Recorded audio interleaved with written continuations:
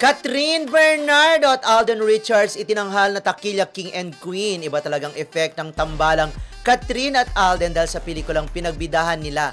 Dahil lang naman dito, nakakuha lang naman sila ng award bilang Takilya Queen and King. Bongga! Sa Star Wars ito. Yun ang title niya, Takilya King. Kasi amin kasi parang box office heroes. So of course, sa amin... Eto bago ba to? Parang hindi yan? Yung picture na yan? Yung hindi naman, luma na yan. Hindi pa rin sila nakita. Parang wala akong nakitang Catherine Bernardo dun sa event. Gusto talagang malaman ano ang nangyari. Bakit ganito na ang ganda-ganda ng kanilang samahan sa shooting? Diba? Dalawa. Ikaw ba? Magbigay ka nga ng konti. Ano ba?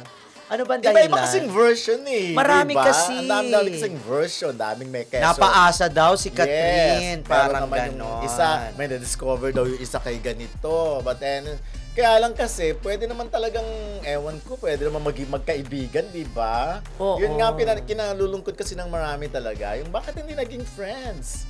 Hindi man lang, kahit nasabihin natin shooting friends. Baka naman pag nakita, okay. Baka naman siguro respeto na lang doon kay Mayor. Kasi naniniwala ako nung ginagawa na yung pelikula, parang meron na, hindi nga lang masyadong flaunt kasi nga meron silang love team. Baka nga. Pero syempre naman, 'di ba? Trabaho is trabaho.